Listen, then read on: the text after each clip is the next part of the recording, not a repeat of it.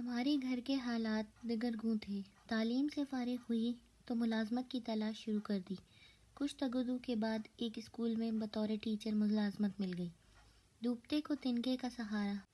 میں نے بھی برے حالات میں کنارے کا سانپ پکڑ لیا۔ ایم اے پاس کرنے کے بعد ایک پرائمری اسکول میں ٹیچر لگی، وہ بھی بہت قلیل تنخواہ پر۔ پھر بھی رب کا شکر بجا لائی کہ چلو کچھ پیسے تو ہاتھ آ ہی جائیں گے۔ ابو کی پینشن کے ساتھ گھر کے راشن میں بھی اپنا حصہ ڈال لوں گی۔ اسکول کی ڈیوٹی کے بعد میں محلے کے بچوں کو بھی ٹیوشن پڑھانے لگی۔ اس سے کچھ اضافی آمدنی ہوتی تو چھوٹے بھائی کی اسکول کی فیس ادا ہو جاتی۔ ایک روز میری ایک شاگردہ رقیہ جو گھر پر ٹیوشن پڑھنے آئی تھی، اس نے کہا، مس کیا آپ میری سہیلی کو پڑھا دیں گی؟ ہاں کیوں نہیں، کل سے اپنے ساتھ لے آنا، مس وہ امیر لوگ ہیں۔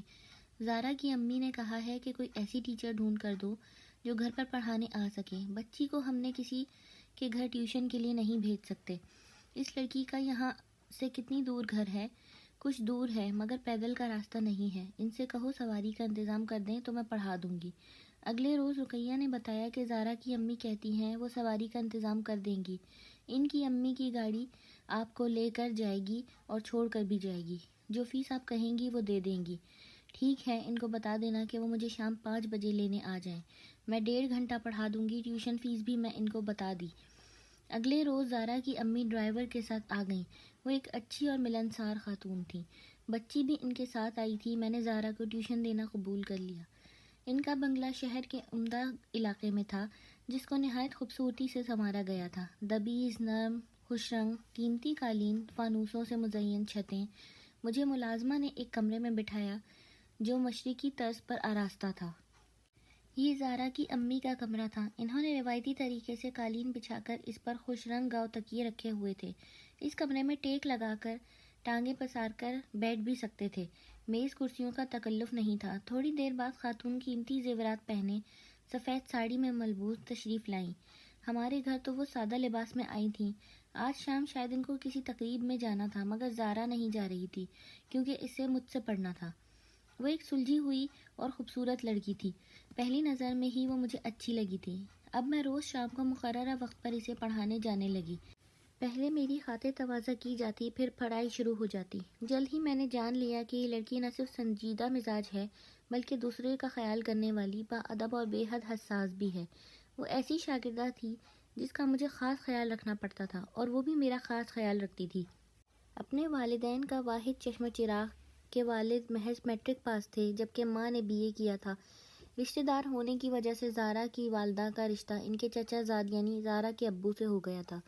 تعلیم اور ذہنی سوچ کے لحاظ سے دونوں میں زمین اور آسمان کا فرق تھا۔ زارا کے والد کو اپنے باپ دادا سے ورثے میں بہت زمین جائیداد اور چلتا ہوا کاروبار ملا تو دولت ان کے گھر کی باندھی بن کر رہنے لگی۔ اس کے والد موسیقی کے دلدادہ تھے۔ گھر میں جھولا پڑا ہوا تھا، بے شمار ریکارڈر رکھے تھے۔ ان دونوں VCR وغیرہ نہیں تھے۔ زارا کی امی ہلکے رنگ کے نفیس خوبصورت لباس تن کرتی۔ شوہر کی گاڑی علیحدہ تھی، بیگم کی علیحدہ، ڈرائیور بھی دونوں کے الگ الگ تھے۔ اس کے علاوہ بھی کام کاج کے لیے ملازمین اور نوکر وغیرہ تھے۔ زارا کی امی گھر کا کام نہیں کرتی تھیں، کھانا بھی باورچن کے ذمہ تھا۔ زارا بہت ہونہار نکلی۔ وہ اچھے خاصے افسانے اور کہانیاں لکھ لیتی تھی۔ انگریزی میں البتہ قدرے کمزور تھی، لیکن اپنی ذہانت کی بنا پر تھوڑے دنوں میں اچھی خاصی انگریزی اس نے سیکھ لی تھی۔ اب میں اس کی کارکردگی سے مطمئن ہو گئی۔ مجھے زارا کو پڑھاتے ہوئے ابھی 2 ماہ گزرے تھے کہ اس گھر میں مجھے ایک نوجوان لڑکی دکھائی دی۔ جب میں نے زارا سے اس کے بارے میں پوچھا تو اس نے بتایا، ہمارے پڑوس والا جو پرانا مکان ہے، یہ لڑکی اس مکان میں رہتی ہے۔ اس کا باپ ضعیف تھا۔ سال بھر پہلے ہمارے اس ضعیف پڑوسی نے ابو کو بلا بھیجا اور اپنی بیٹی کا ہاتھ پکڑ کر میرے والد کے ہاتھ میں دے دیا اور کہا، میرا وقت قریب آ گیا ہے، یہ میری بیٹی نور ہے۔ میری وفات کے بعد یہ مکان فروخت کر کے اس کا نکاح کسی نیک لڑکے سے کر دینا۔ ایسی ہی باتیں کرتا ہوا وہ بیچارہ چند روز بعد وفات پا گیا۔ اس کی وفات کے چند ماہ بعد ابو نے نور کی شادی اپنے ایک جاننے والے سے کر دی، لیکن یہ وہاں خوش نہیں اور نہ ہی اسے اولاد ہوئی ہے، اور یہ اکثر یہاں آ جاتی ہے اور ہمارے ساتھ ہی رہتی ہے۔ امی اس کو اپنی بیٹی کی طرح چاہتی ہیں۔ سردیوں کے دن تھے، اسکولوں میں موسم سرما کی چھٹیاں تھیں۔ اب نور نے باقاعدہ زارا کے گھر میں رہائش اختیار کر لی تھی۔ وہ بھرے بھرے جسم کی خوش شکل لڑکی تھی۔ سفید رنگت، گھنگریالے بال، آنکھیں بڑی بڑی، سیاہ عنابی لبوں پر ہلکی ہلکی مسکراہٹ اس کے گول چہرے کو زیادہ پرکشش بناتی تھی۔ اکثر سجی بنی اور چوڑیاں ہاتھ میں بھر کر پہنتی تھی، جن کی جھنکار تمام گھر میں وقفے وقفے سے سنائی دیتی تھی۔ ایک دن ہم دھوپ میں بیٹھے پڑھائی میں مشغول تھے کہ زارا نے اچانک مجھ سے عجیب بات کہی، مس، ابو اس نور کو بہت چاہتے ہیں، اسے اپنے کمرے میں بلا لیتے ہیں، کیا ایسا کرنا ٹھیک ہے؟ اگر ٹھیک ہے تو امی اس بات سے کیوں پریشان رہتی ہیں؟ نور کو تمہارے والد نے بیٹی بنایا ہے تو اس کے لیے اس کا خیال رکھتے ہیں، وہ تمہارے گھر کو میں کا خیال کر کے آتی ہے، تبھی تمہارے ابو اسے توجہ دیتے ہوں گے تاکہ یہ خود کو لاوارث اور یتیم نہ سمجھے۔ میری بات سن کر زارا خاموش ہو گئی۔ ایک دن میں سے پڑھا کر گھر جانے لگی تو زارا کی ماں کمرے میں آئیں اور بیٹی سے بولی، تم باہر جاؤ، مجھے تمہاری ٹیچر سے ضروری بات کرنا ہے۔ زارا کمرے سے چلی گئی، تب وہ بولی، صوفیہ، میں زارا کی شادی کرنا چاہتی ہوں، میرے گھر کے حالات درست نہیں ہیں، شوہر بیٹی کی شادی پر آمادہ نہیں، کہتے ہیں یہ ابھی چھوٹی ہے، اسے تعلیم مکمل کرنے دو، کیوں اتنی جلدی گھر سے نکالنا چاہتی ہو؟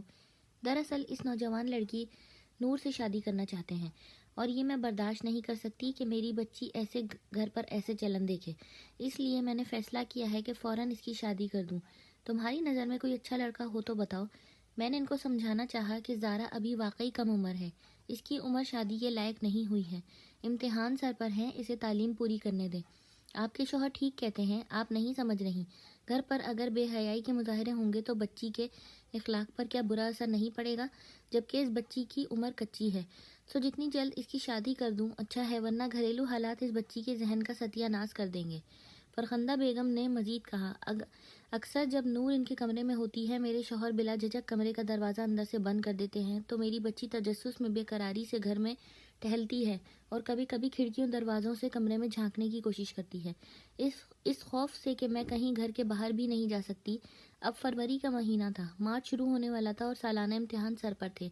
زارا بہت اپسیٹ رہتی تھی، وہ پڑھائی پر بالکل توجہ نہیں دے رہی تھی اور میں فکر مند تھی کہیں نمبر کم نہ لائے ورنہ میری بھی سبکی ہوگی۔ اتوار کی چھٹی تھی، پیر کی شام کو گئی تو گھر سے ڈھولک کی آوازیں آ رہی تھیں، 5-6 لڑکیاں زارا کے کمرے میں اسے مہندی لگا رہی تھیں۔ میں حیران رہ گئی، پتہ چلا رشتہ طے ہو گیا ہے۔ میں نے اس کی ماں کو مبارکباد دی، انہوں نے بتایا 2 ہفتے بعد زارا کی شادی ہے۔ اب پڑھائی کہاں ہونا تھی، 15 سال کے قریب بچی کی عمر اور لڑکا وہ 40 برس کا ہے۔ زارا کی ایک سہیلی نے بتایا، رنڈوا ہے مگر دولت مند بہت ہے، کہاں پھنسا دیا لڑکی کی ماں نے اس کو۔ مارچ آیا، امتحان ہوئے، جس دن زارا کا نتیجہ تھا اسی دن اس کی شادی تھی۔ اسکول سے پتہ چلا کہ اچھے نمبروں میں پاس ہوئی ہے، وہ جو ہونہار بچی پڑھائی کی شوقین تھی۔ خیر، ہم اس سلسلے میں کیا کر سکتے تھے؟ ادھر لڑکی کی رخصتی ہوئی، ادھر چند دن بعد ہی اس کے باپ نے بیوی کی مار کٹائی شروع کر دی۔ کچن میں کام کرنے والی اور کھانا بنانے والی ملازمہ کو چھٹی دے دی گئی۔ گھر کا سارا کام کاج، چولہا اور کچن کی صفائی بیگم کے سپرد۔ بیگم فیضان اب چولہا صاف کر رہی ہیں، دونوں وقت کی روٹیاں پکا رہی ہیں، جبکہ اس سے پہلے انہوں نے باورچی خانے کی شکل نہیں دیکھی تھی۔ میں نے زارا کو ٹیوشن پڑھائی تھی، میرا اس کا استاد کا رشتہ تھا، مجھ کو زارا سے بہت انس ہو گیا تھا۔ تبھی میں نے جب یہ خبر سنی تب سے میرا چین سکون ختم ہو گیا تھا۔ جلد بازی میں کی گئی بے جوڑ شادی کے بعد زارا نے اپنے دولہا کی شکل دیکھی تو وہ رونے لگی۔ وہ اس قابل نہ تھا، نہ ہی وہ اس کمسن دوشیزہ کے خوابوں کا شہزادہ تھا، بلکہ شادی کے لائق ہی نہ تھا۔ وہ جب اس کی طرف ہاتھ بڑھاتا زارا پھوٹ پھوٹ کر رونے لگتی۔ کمسن دلہن سے اپنی محرومی کا بدلہ لینے کے لیے اس نے زارا پر اتنی سختی کی کہ وہ ڈپریشن میں چلی گئی۔ نوبت یہاں تک پہنچی کہ بچی نے 2 بار خودکشی کی کوشش کی۔ پہلی بار اس خودکشی کے بارے میں اس کے والدین کو اطلاع نہ دی گئی۔ زارا کے شوہر نے معاملے کو چھپایا، مگر دوسری بار سب کو خبر ہو گئی کیونکہ جان بچانے والے ڈاکٹر نے خود زارا کے والدین سے رابطہ کیا۔ ماں روئی لیکن باپ کیا توجہ دیتا، بیوی سے کہا کہ سب تمہارا ہے کی کیا دھرا ہے، اب خود سوگ مناؤ۔ میں نے تو منع کیا تھا کہ اب اس کی شادی کی عمر نہیں ہے، تمہیں ہی جلدی پڑی تھی، مجھے جو رشتہ ملا میں نے بیاہ دی کہ عمر زیادہ ہے تو کیا ہوا، آدمی دولت مند ہے، یہ عیش کرے گی، ملکوں کی سیر کرے گی، مگر اس نے تو وہاں جا کر سوگ منانا شروع کر دیا۔ شوہر کو سکون نہ ملے تو یہی ہوتا ہے پھر۔ زارا کا باپ نئی بیوی کے چاؤ میں گم رہا۔ فرخندہ شوہر سے ناراض ہو کر اپنے ایک رشتہ دار کے ہاں جا چکی تھی۔ نہایت خوبصورت، باسلیقہ اور جوان عورت شوہر کی بے وفائی اور بے توجہی سے چند دنوں میں مرجھا کر رہ گئی تھی۔ وہ نحیف اور نزار وقت سے پہلے کہیں بوڑھی نظر آنے لگی تھی۔ ایک روز جب سودا سلف لینے بازار جانے کو نکلی، قدم دہلیز پر رکھا ہی تھا کہ ایک چھوٹے سے زہریلے سانپ نے پاؤں پر ڈس لیا۔ اس کی سمجھ ہی نہ آیا کہ اس کے ساتھ کیا ہوا ہے۔ اس کا چچا زاد اسی وقت گھر آیا، دیکھا کہ فرخندہ دہلیز پر پاؤں پکڑے پڑی ہے تو اس نے سہارا دے کر اٹھانا چاہا، مگر وہ اٹھ ہی نہ پا رہی تھی۔ تبھی بیوی کو آواز دی، دونوں نے مل کر اسے پلنگ پر ڈالا اور وہ ڈاکٹر کو لینے دوڑا، لیکن ڈاکٹر کے آنے تک اس کی روح قفس عنصری سے پرواز کر چکی تھی۔ یہ ہوا زارا کی امی کا انجام، مگر اس کی کہانی میں سب سے المیہ کردار زارا کا رہا، جسے طلاق دے دی گئی اور وہ اپنے باپ کے گھر آ گئی۔ باپ دوسری بیوی سے صاحب اولاد ہوا تو زارا سے بالکل غافل ہو گیا۔ اس پر مالی خولیا کے دورے پڑنے لگے۔ حالت ایسی ہو گئی کہ پہروں فضاؤں میں دیوانوں کی طرح گھورتی رہتی، منہ ہی منہ میں بڑبڑاتی، ہفتوں منہ ہاتھ نہ دھوتی اور کپڑے بدلتی، ہاتھ الجھے ہوئے ایک جگہ بیٹھی تو گھنٹوں وہاں ہی بیٹھی رہتی، اور نور اپنے 2 چھوٹے جڑواں بیٹوں کی دیکھ بھال میں مصروف رہتی۔ زارا سوکھ کر ہڈیوں کا ڈھانچہ بن گئی۔ 1-2 بار اس سے ملنے گئی، اس کی حالت دیکھ کر آنکھوں میں آنسو بھر کر لوٹ آئی۔ میں نور سے زیادہ بات نہیں کرتی تھی کہ اسے کچھ سمجھاتی، میں بھلا کون ہوتی تھی اس کے بارے میں اس کے گھر والوں کو کوئی بات کہنے والی؟ وہ تو مجھے اس سے ملنے ہی سے منع کر دیتے۔ اس کے وارث تھے، باپ زندہ تھا، کاش زارا کی ماں نہ مرتی تو اس کی یہ حالت نہ ہوتی، وہ بیٹی کو گلے لگا لیتی، اسے سنبھال لیتی۔ اس کا ممتا کا مضبوط رشتہ تھا، اس کے چچا تھے، چچا زاد تھے، خالائیں تھیں، لیکن سبھی چپ رہے، کسی نے اس کی پاسداری نہ کی۔